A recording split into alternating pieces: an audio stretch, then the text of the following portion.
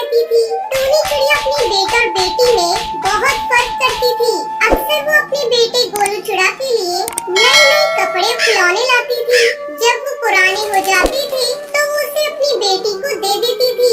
उस दिन पटाखों का त्योहार दिवाली थी। गोलू चिड़ा अपनी माँ से कहता है, माँ, मैं दोस्तों के साथ पटाखे जलाने जा रहा हूँ। शाम तक घर लौटूंगा, तुम मेरी चिंता मत करना। तब टूनी चिड़िया कहती है, बेटा जा। अपने भाई को जाते देखकर टुनटुनी चिड़िया अपनी माँ से कहती है, माँ, मैं भी अपनी सहेलियों के साथ पटाखे जलाने चली जाऊँ। तब टूनी चिड़िया गुस्से से उसे डांटते हुए कहती है, तू बेटी है और बेटियां घर के बाहर जाकर पटाखे नहीं जलाती। चल चल जा, घर का काम कर, सारा काम पड़ा हुआ है। माँ, तुम घर का सारा काम मुझसे करवाती हो और भैया केवल खेलता रहता है, उसे तो तुम कुछ नहीं कहती, बस सारा दिन मेरे पीछे हाथ धोकर पड़ी रहती हो। ठहर जा, तेरा बड़ा मुंह चल रहा है, रुक मैं अभी तुझे बताती हूँ। ऐसा कहकर टूनी चिड़िया अपनी बेटी टुनटुनी को मारने लगती है। धीरे धीरे शाम हो जाती है, लेकिन गोलू का कोई पता नहीं था। अभी तक गोलू घर वापस नहीं लौटा था। टूनी चिड़िया को गोलू चिड़ा की चिंता होने लगती है। वो सोचने लगती है, शाम हो गई, पता नहीं ये कमबख्त कहाँ है, अभी तक घर नहीं लौटा, मुझे जाकर देखना होगा। टूनी चिड़िया गोलू को ढूंढने के लिए जाती है।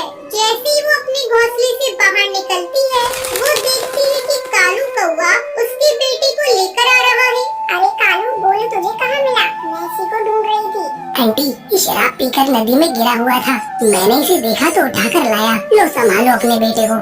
तब टूनी चिड़िया अपने बेटे से पूछती है, क्यों रे, तू तो अपने दोस्तों के साथ पटाखे जलाने गया था, ये शराब तूने कैसे पी ली?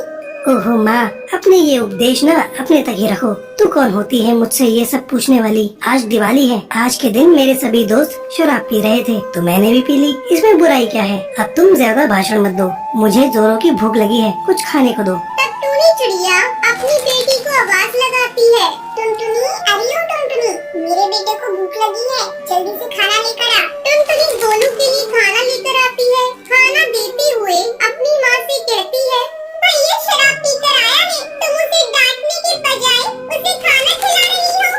तू होती कौन है ये सब बोलने वाली? अरे आज इसके दोस्तों ने जबरदस्ती इसे पिला दिया होगा। मेरा बेटा ऐसा नहीं है, तू देखना, जब इसका नशा उतरेगा तो वो मुझसे माफी मांगेगा।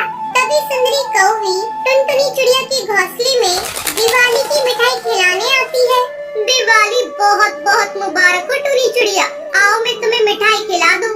थोड़ी देर तक सुंदरी कौवी टुनी चिड़िया से इधर उधर की बातें करती है। तभी टुनटुनी चिड़िया दही भल्ले लेकर आती है और सुंदरी कौवी को देते हुए कहती है, ये लो आंटी, दही भल्ले, इसे मैंने बनाया है। सुंदरी कौवी दही भल्ले को खाती है और टुनटुनी चिड़िया की तारीफ करती है। कुछ भी कहो टूनी चिड़िया, तुम्हारे बेटा और बेटी में बहुत फर्क है। तुम्हारी बेटी बहुत ही संस्कारी है, एक दिन उसकी शादी बहुत ही अच्छे घर में होगी, लेकिन तुम्हारा बेटा आवारा पक्षियों के साथ घूमता रहता है, जरा उस पर ध्यान दो। हाँ हाँ सुंदरी कौवी, तुम ये ठीक कह रही हो, आज के बाद से मैं अपने बेटे पर ध्यान दूंगी। सुंदरी कौवी वहाँ से चली जाती है। ऐसे ही कई दिन गुजर जाते हैं। एक दिन गुस्से में कई पक्षी उसके घर आते हैं। ए चलो रे चलो, सारा सामान घर से फेंको। बेटा गोलू, उधार लेने का तो तुझे बहुत शौक था, चल अभी के अभी घर खाली कर।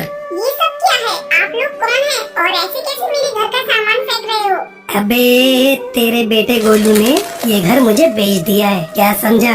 इस घर के बदले मुझे मेरे पैसे चाहिए, समझी क्या? मैंने आपको हमेशा मना किया, इसे इतनी छूट मत दो, इसे इतना मत बिगाड़ो, पर आपने मेरी एक न सुनी और आज देख लिया, घर बेच दिया है इसने।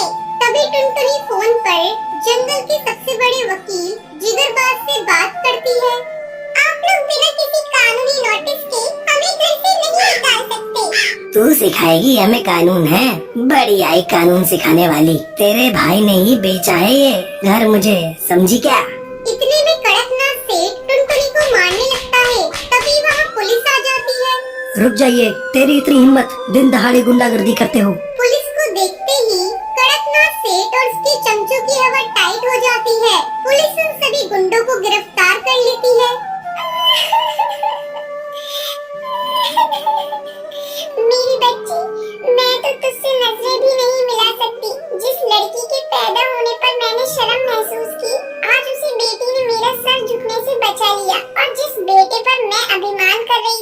वही आज मेरी इज्जत नीलाम करने पर तुला हुआ है। माँ मुझे माफ कर दो, मेरे से बहुत बड़ी गलती हो गई। मैंने जुए के लालच में सारे पैसे बर्बाद कर दिए।